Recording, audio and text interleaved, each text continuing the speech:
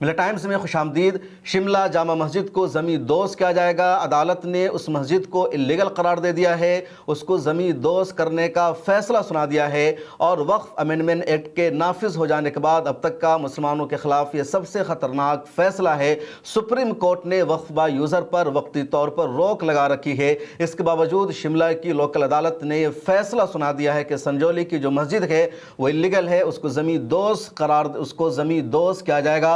पूरा मामला क्या है, एक मरतबा पहले समझिए। ये 1 साल पुराना मामला है। पिछले साल आपने सुना होगा कि हिमाचल प्रदेश के शिमला ज़िला के संजौली की जो मस्जिद है वो आज़ादी से पहले की बनी हुई मस्जिद है। मुसलमान वहाँ नमाज़ पढ़ते रहे हैं, सारे सबूत मौजूद हैं। शिमला वक्फ बोर्ड में उस मस्जिद का बाज़ाब्ता रजिस्ट्रेशन है।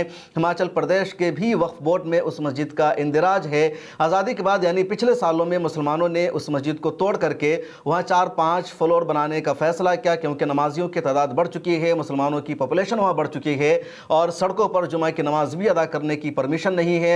जुमा के दिन ऐसे ही नमाजियों की तादाद बढ़ जाती है। तो मुसलमानों ने फैसला किया कि जो पुरानी मस्जिद है उसको तोड़ा जाएगा और तोड़ करके उन्होंने नई मस्जिद बनाने का फैसला किया। पहला फ्लोर बन गया, दूसरा फ्लोर बन गया, 3 फ्लोर तक मुसलमानों ने वहाँ पर मस्जिद बना लिया। और जब 3 फ्लोर की तामीर हो गई तब वहाँ के शिद्दत पसंद अनासर ने, कट्टरपंथियों ने, बजरंग दल ने उस मस्जिद के खिलाफ एहतजाज करना शुरू कर दिया, हंगामा शुरू कर दिया और कहा इस मस्जिद को सिर्फ 1 फ्लोर ही रहना चाहिए। 1 फ्लोर के ऊपर मस्जिद की जो तामीर की गई है वो इल्लीगल है, गैर कानूनी है। और जब तक मस्जिद को ज़मी दोज़ नहीं किया जाएगा, ऊपर के तमाम फ्लोर को नहीं हटाया जाएगा, हम अपना धरना ख़त्म करने वाले नहीं हैं। एहतजाज बहुत ज़्यादा बढ़ जाता है। शिद्दत पसंद अनासर खुद मस्जिद को तोड़ने के लिए आगे बढ़ते हैं। पुलिस वहाँ पर आती है, पुलिस को लाठी भी चार्ज करना पड़ता है।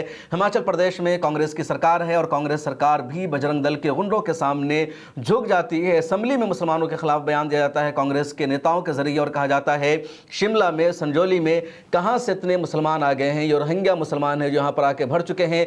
हालांकि शिमला के संजौली में जो मुसलमान हैं ज़्यादातर उनका ताल्लुक उत्तर प्रदेश से है, उत्तराखंड से है और वहां वो रोज़गार के लिए गए हुए हैं, रोज़ी रोटी के लिए गए हुए हैं। कुछ वहां के मकामी मुसलमान हैं। बहरहाल जब पूरा मामला पहुंचा तो वहां के डीएम ने भी मुसलमानों से मुलाकात की।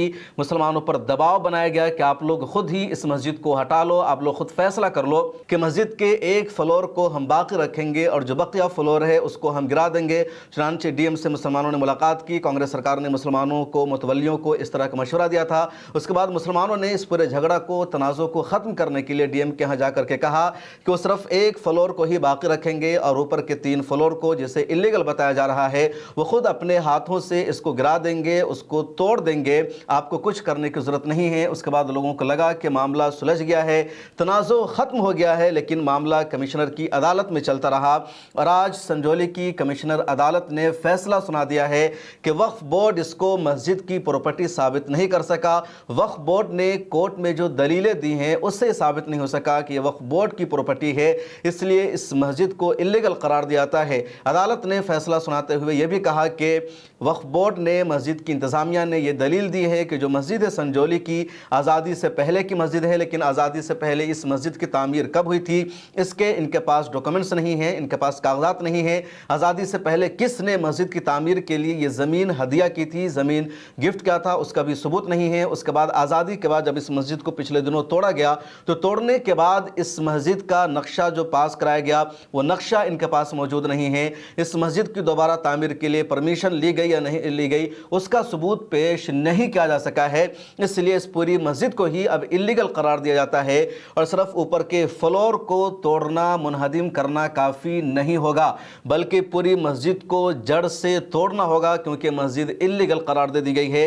ये फैसला सुनाया भूपिंदर अत्री ने, जो म्यूनसिपल कॉरपोरेशन कमिश्नर के जज हैं। और उसके बाद मुसलमानों में एक तरह से नाराज़गी है, मुसलमानों में गुस्सा है। मुसलमानों का कहना है कि उन्होंने तमाम सबूत पेश किए। उन्होंने कहा कि वक्फ बोर्ड के तहत रजिस्टर्ड है, 1995 में का जो वक्फ एक्ट है उसके तहत ये जो मस्जिद है रजिस्टर्ड है, 2013 के वक्फ एक्ट के तहत रजिस्टर्ड है, 1954 में जब सेंट्रल वक्फ बोर्ड बना था, सेंट्रल वक्फ काउंसिल का क़याम अमल में आया था, तब से जो जगह है मस्जिद के तौर पर रजिस्टर्ड है। उसके बावजूद ये कहना कि वक्फ बोर्ड की प्रॉपर्टी नहीं है, उसको साबित नहीं किया जा सका, ये सरासर धांधली है, ज़्यादती है और एक तरफा तौर पर फैसला है, ये मुसलमानों का मानना है। अब पूरा मामला क्या है उसको भी समझ लीजिए। वक्फ अमेंडमेंट एक्ट की मुसलमान मुखालफत क्यों कर रहे हैं, देश भर में एहतजाज का सिलसिला क्यों जारी है, लगातार क्यों सड़कों पर लोग उतर रहे हैं, उसकी यही वजह है।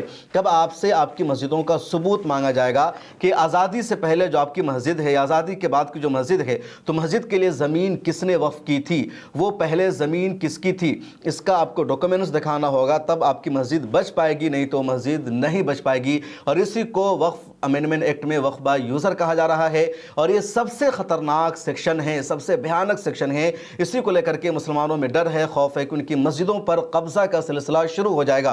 पार्लियामेंट में अमित शाह ने यकीन दहानी कराई, किरण रिज्जू ने यकीन दहानी कराई, दूसरे लोगों ने कहा कि जो मस्जिद है उसका स्टेटस मस्जिद का ही बरकरार रहेगा, उसके साथ छेड़छाड़ नहीं किया जाएगा। लेकिन मुसलमानों ने कहा अमेंडमेंट एक्ट में ऐसा नहीं है, ज़ुबानी तौर पर कह रहे हैं। और जब सुप्रीम कोर्ट में मामला गया तो इसी पहलू पर, इसी सेक्शन पर सबसे ज़्यादा बहस हुई। Chief justice of India Sanjeev Khanna ने भी इस पॉइंट को सीरियस लिया और उन्होंने मिसाल देते हुए कहा कि मान लीजिए दिल्ली की शाही जमा मस्जिद 400 साल पुरानी मस्जिद है, और अगर आज उस मस्जिद का डॉक्यूमेंट मांगा जाएगा कि शाही जमा मस्जिद की तामीर के लिए ज़मीन किसने दिया था, उससे पहले वो किसकी ज़मीन थी, उसका जो सेल डीड है वो क्या है, ट्रांसफ़र प्रॉपर्टी क्या है, तो कहां से लाया जाएगा? क्योंकि आज़ादी से पहले देश में प्रॉपर्टी के ट्रांसफ़र का, सेल डीड का, ज़मीनों के रजिस्ट्रेशन का, इंदिराज का कोई सिस्टम मौजूद नहीं था।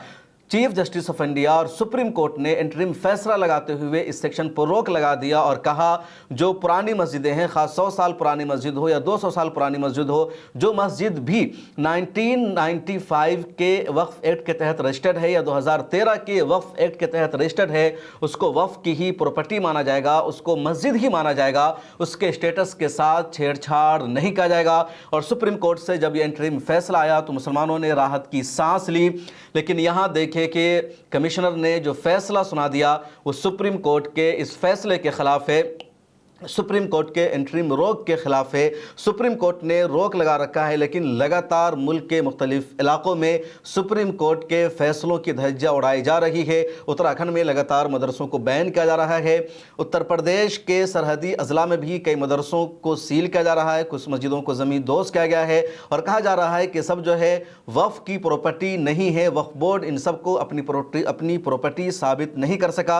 इस पर पिछले दिनों तफसील से मैंने एक स्टोरी की थी, एक वीडियो में बताया था कि क्या पूरा मामला है। और बैक वक्त यानी एक दिन में उत्तर प्रदेश में 20 मदरसा और मस्जिद को सील किया गया या बुलडोजर की कार्रवाई की गई और इंडियन एक्सप्रेस में भी वो रिपोर्ट सामने आई थी। और अब हिमाचल प्रदेश के संजौली की मस्जिद का मामला सामने आ गया है और ये जो है बहुत संगीन मामला है, बहुत सीरियस मामला है। एक तरफ अदालत ने रोक लगा रखी है, दूसरी तरफ अदालतों के फैसले की लगातार धज्जियां उड़ाई जा रही है। और जो हमारी मुस्लिम क़यादत है, जो हमारी लीडरशिप है, इस तरह की खबरों को सीरियस नहीं ले रही है। इस तरह की जो न्यूज़ आ रही है उसको संजीदगी से नहीं लिया जा रहा है। इनको लग रहा है कि सुप्रीम कोर्ट ने जो इंटरिम रोक लगा रखा है तो अब तमाम स्टेट्स की इंतज़ामिया और पुलिस उस पर अमल कर रही है, उसके खिलाफ नहीं हो रहा है। लेकिन ऐसा नहीं है। और अगर ऐसा मामला हुआ जिस तरह संजौली में क्या कहा गया कि आज़ादी से पहले की मस्जिद है, उस मस्जिद को तोड़ करके दोबारा उसकी तामीर की गई और सबूत मांगा गया कि आप उस मस्जिद के डॉक्यूमेंट्स को दिखाइए, उसके नक्शा को दिखाइए, और यकीनी तौर पर किसी भी मस्जिद का इस तरह का डॉक्यूमेंट्स नहीं मिल पाएगा, ना नक्शा मिल पाएगा। और सिर्फ मस्जिद का मामला नहीं है बल्कि देश में जितने मंदिर बने हुए हैं उनमें से शायद ही कुछ ऐसे मंदिर हों जिसका बाज़ाब्ता डॉक्यूमेंट्स और सबूत मिल जाएगा कि किसने मंदिर के लिए ज़मीन दी थी, उस मंदिर की तामीर कब हुई थी, मंदिर की तामीर के लिए बाज़ाब्ता म्यूनसिपलिटी से नक्शा को पास कराया गया था, परमिशन ली गई थी। तो मंदिरों का ऐसा मामला मिलेगा, ना मस्जिद का मामला मिलेगा, क्योंकि यही शुरू से चला आ रहा है कि किसी ने अपनी ज़मीन को मस्जिद के लिए वक्फ कर दिया, फिर वहाँ पर मस्जिद की तामीर हो गई। लोगों को यही लग रहा था कि जब एक ज़मीन अल्लाह के लिए, अल्लाह के रास्ते में वक्फ की जा चुकी है तो दोबारा कोई कैसे उस पर कब्ज़ा करेगा, कैसे उसका दावा करेगा।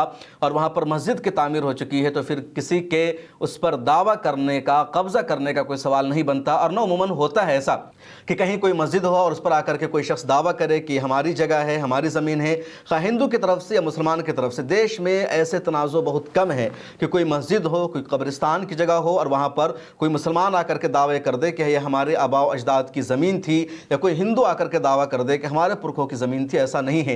ये जो दावा किया जा रहा है हुकूमत की तरफ से दावा किया जा रहा है, म्यूनसिपलिटी की तरफ से, हुकूमत के जो मुख्तलिफ डिपार्टमेंट है उनकी तरफ से दावा हो रहा है और यही दावा सबसे ज़्यादा नुकसान पहुँचाने वाला है। संजौली में भी यही हुआ, दूसरे इलाकों में भी यही हो रहा है।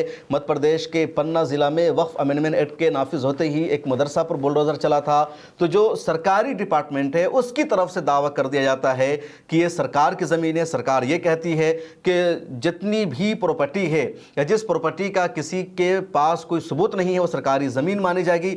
तो ये माना कर तमाम ज़मीनों को, तमाम प्रॉपर्टीज़ को, जायदाद को सरकार अपनी ज़मीन बता देती है।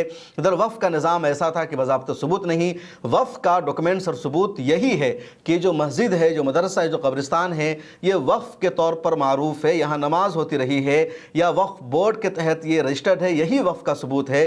और जब अदालत में संजौली में सबूत पेश किया गया तो अदालत ने इसको सबूत मानने से इनकार कर दिया और कहा आप बताओ कि किसने वफ़ के लिए जगह दी थी, आप नक्शा दिखाओ कि आपने इस मस्जिद की तामीर के लिए म्यूनसिपलिटी से नक्शा पास कराया था। तो सीरियस इशू है, संगीन मामला है। आप किस बारे में क्या राय है कमेंट सेक्शन में ज़रूर लिखें। वफ़ अमेंडमेंट एक्ट के खिलाफ देश भर में एहतजाज का सिलसिला जारी है। बिहार के सीतामढ़ी ज़िला में आज बड़े पैमाने पर एहतजाज हुआ, मुल्क के दूसरे इलाकों में भी एहतजाज की खबरें सामने आई है। मधुबनी में एहतजाज हुआ।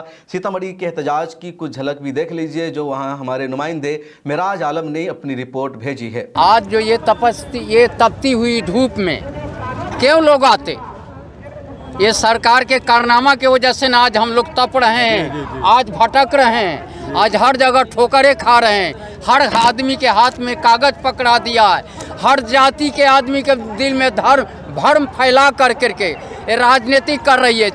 उससे 3 रोज पहले प्रधानमंत्री अपने कश्मीर की यात्रा को, यानी कश्मीर जो जा रहे उसको रद्द कर दिए। उसके बाद वो चले गए सऊदी अरब, कहा कि हमको ऐसा जगह जाने दो कि यहाँ से फ़ोन करेंगे तो वहाँ से हम मैसेज करेंगे कि देखिए आपका मुसलमान क्या कर रहा है। अरे ये तो चाल थी आपकी मोदी जी। कम से कम जिस देश के प्रधानमंत्री हैं उस देश में हर तबके के लोग रहते हैं, वो हिंदू है, मुसलमान है, सिख है, ईसाई है, हर मजहब के लोग हैं। कुछ आज पैदा लिए हैं आज़ादी की लड़ाई, और आज़ादी के हिस्ट्री को पढ़ करके देख ले कि किसके ऊपर आज जुल्म ढा रहे हैं, किसके ऊपर। मैं वक्फ बोर्ड कानून ला करके, काला कानून, इसको वाइट कानून नहीं, काला कानून, आज काला कानून ला करके चाहता है इस्लाम मजहब, इस्लाम धर्म के मानने वाले को कमज़ोर किया जाए, और यहाँ से इनकी ताकत को इतना कमज़ोर कर दो कि आने वाले वक्त में ये लोग वोट गिराने के लायक भी नहीं रहे। जी, मकसद इनका ये है, दूसरा कोई मकसद नहीं है। और हम आपके सामने कसम खुदा की कहता हूँ कि अपनी आज़ादी को हम हरगिज़ मिटा सकते नहीं, और सर कटा सकता हूँ लेकिन सर झुका नहीं सकते नहीं। मोदी जी के सामने हम लोग सर झुकाने वाले नहीं हैं। ये आखिरी पावदान पर हम लोग के लिए आए हैं। इसके बाद क्या होगा मोदी जी खुद सोच ले। एक पाकिस्तान को मिस्टर जिन्ना बांट के गया है और दूसरे पाकिस्तान के लिए मोदी जी खड़े हुए हैं कि अब हम लोग ऐसे अब इसका वक्फ का मसला न तकदीर से होगी न तदवीर से होगी। मोदी जी आने वाला दिन में हम लोग के हाथ में शमशीर मत उठवाइए, हो सकता है कि इसका फैसला अब शमशीर से होगी। इसलिए हम तमाम भाइयों से, कलमा पढ़ने वालों से, इस काला कानून के मानने वालों से मैं गुजारिश करूंगा, रिस्पेक्ट करूंगा कि सब लोग एक हो जाइए। अब तक जो भटक रहे थे, हर जगह अटक रहे थे, आज भी तौबा कीजिए, सब लोग एक हो जाइए। आज़ादी है, हम लोग अभी आज़ाद न हुए, हम लोग पता चल रहा है कि हम लोग आज़ाद हैं हमारे बाप दादा के दिए हुए प्रॉपर्टी को। अरे मोदी जी आपका छीनिएगा जिसको ऊपर वाला नहीं छीन सकता है। इसलिए आप तमाम मीडिया भाइयों से मैं गुजारिश करूंगा कि मेरी आवाज़ यहां से संसद तक पहुंचा दीजिए। सर, ये जो वक्फ बिल है, जो कानून, ये काला कानून लाया गया है हमारे देश में, जब से ये गवर्नमेंट आई है मोदी जी की सरकार 2014 से, हमारे देश किस हालत में जा रहा है आप लोगों को पता ही होगा। धीरे धीरे करके इन्होंने क्या किया, रेल बेचा जो हमारा सरकार का था, रेल को बेच के प्राइवेट सेक्टर किया। उसके बाद धीरे धीरे करके महंगाई लाया, धीरे धीरे करके फिर ये NRC कानून लाया, कितने सारे कानून लाए। हमारा देश जा क्या रहा है, ज़रा सोचो नौजवानों, हमारा देश किधर जा रहा है, हमारे साथ हो क्या रहा है। ये जुल्म हो रहा है, जो मर्जी होता है। ये तानाशाही का सरकार, ये तानाशाही करता है हमारा सरकार हमारे लिए। अब ये नहीं चलेगा, और ये नहीं चलेगा, क्योंकि आप ज़रा खुद सोचिए, कभी एजुकेशन महंगा कर देते, कभी इस पर GST, कभी GST, ऐसे करते करते कि हमारा कानून कहाँ तक आ गया है। हमारे देश में आज इतनी बेरोजगारी है, कभी कुछ मसला होता है, कोई मुद्दा होता है, हिंदू मुस्लिम का कानून ले आता है, हिंदू मुस्लिम ये कभी मुद्दा, कभी वो बात, कभी ये बात, भड़काने की बात। अभी हमारे देश में कश्मीर में जो दंगाई हुई है, जो हमारे देश के 25 नौजवान लोग जो नए शादी करके गए थे हनीमून के लिए अपने घूमने फिरने, उसको कत्ल कर दे, हमारा देश सो रहा है। और ये हमारा प्रधानमंत्री PM जी हमारे सीतामढ़ी में आकर जो इलेक्शन होने वाला है हमारे बिहार में, हमारे वोट बैंकिंग के लिए हमारा ध्यान भटका रहा है। यहाँ आके बोला है कि हम चुन का बदला लेंगे, किसी से बदला लिया गया नहीं लिया गया। और ये वक्त जो कानून जो बोर्ड लाया गया ये बहुत है, ये वक्त कानून है कि आप लोगों को पता है, ये हमारे दादाओं परदादाओं का दिया हुआ सब संपत्ति है, जो हम लोग दिए हुए खुशी अल्लाह के रास्ते में कि हम देते हैं। सिर्फ मुसलमान को नहीं, आज मुसलमान पे जुल्म कर रहा है, कल होकर धीरे के दीमक की तरह हमारा सिस्टम को खा रहा है, कल होकर हिंदू भाई का मंदिर मठ जो भी चीज़ संसाधन सब छीना जाएगा। हम लोग ऐसे नहीं बैठ सकते, ये बहुत गलत हो रहा है, तानाशाही का सरकार है, ये बहुत नाइंसाफ़ी हो रहा है यहाँ पे। आप लोग को सोचना चाहिए, ये कोई मजाक की बात नहीं है। हम लोग हमारा देश कहाँ जा रहा है, ज़रा सोचिए। हम लोग को आगे बढ़ाना चाहिए बिहार को, यहाँ काम करने की मशीनें होनी चाहिए, फैक्ट्री होनी चाहिए, नहीं है। हम लोग क्या करते हैं, यहाँ से वहाँ जाते, सूरत जाते, गुजरात जाते, हर जगह काम करते हैं, इसमें हम लोग उलझे पड़े हैं। और हमारा देश क्या कर रहा है, कभी ये कभी वो, ये तानाशाही का सरकार है। हम ज़्यादा कुछ बोलेंगे उठा के जेल में सीधा डाल दो। आज पता है कितने न्यूज़ वाले, गोदी मीडिया को छोड़कर कितने न्यूज़ वाले को, एंकर को, न्यूज़ वाले को पता है आप लोग को जेल में, खालिद सब को जेल में डाल। जो हक का आवाज़ उठाता है ये सरकार क्या करता है, तुरंत जेल में डाल देता है, तुरंत जेल में डाल देता है। ये बहुत गलत चीज़ हो रहा है हमारे देश में मेरे भाइयों। हम लोग और हम सभी भाइयों से रिक्वेस्ट करते हैं, एजुकेशन लो, एजुकेशन को अपनी कंप्लीट करो, ताकत बनाओ। एजुकेशन ताकत रहेगी, हमारा देश आगे रहेगा। 72 साल मेरी उम्र है, हमको 5-5 गो मर्ज है, स्टील का नट लगा हुआ है।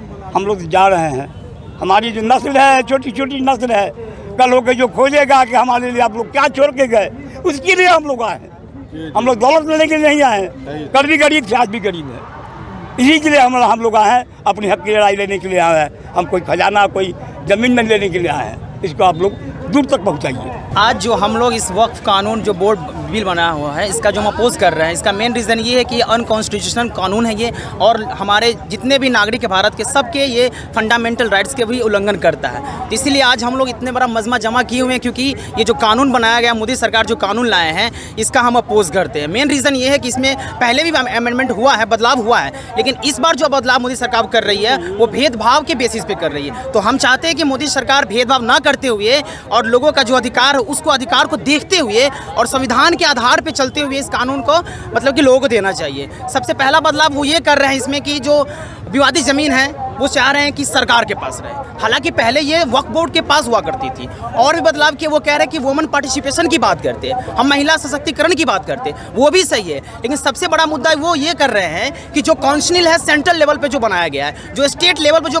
बोर्ड बनाया गया, उसमें वो गैर मुस्लिम को शामिल कर रहे हैं। इसके लिए हम लोग अपोज कर रहे हैं। दूसरा पॉइंट ये है कि इसमें जो डिस्ट्रिक्ट DM साहब को इसमें डाला गया है कि वो निर्णय करेंगे कि कौन ज़मीन वक्फ की होगी वो सरकार की होगी। इसलिए हम लोग इस कानून का अपोज करते हैं और पूरे पुरजोर के साथ अपोज करते हैं। सरकार को ये सब जो विवादित विषय है इससे हटकर, इससे परे होकर और भी विषय है, टॉपिक है जो देश के कल्याण के लिए, जनहित के कल्याण के लिए आगे बढ़ने के लिए काम करना चाहिए। जैसे कि करप्शन पे फोकस करें, पॉल्यूशन पे फोकस करें, वुमेन सेफ्टी की बात कर ले, और भी मुद्दे हैं। लेकिन वो क्या करते हैं, यहाँ के नागरिकों को बलगाने के लिए और अपने टॉपिक जो मेन टॉपिक है उसको साइड में रख कर लोगों को फंसाकर आपसी विवाद बंटवारा करने के मुद्दे से आगे बढ़ रहे हैं। तो हम चाहते हैं कि सब जैसे कि यहाँ पे जमा हुए हैं, अपनी बातों को हम ऐसे ही रखें और बिल्कुल अमन और शांति के साथ अपनी बातों को आगे बढ़ाएंगे।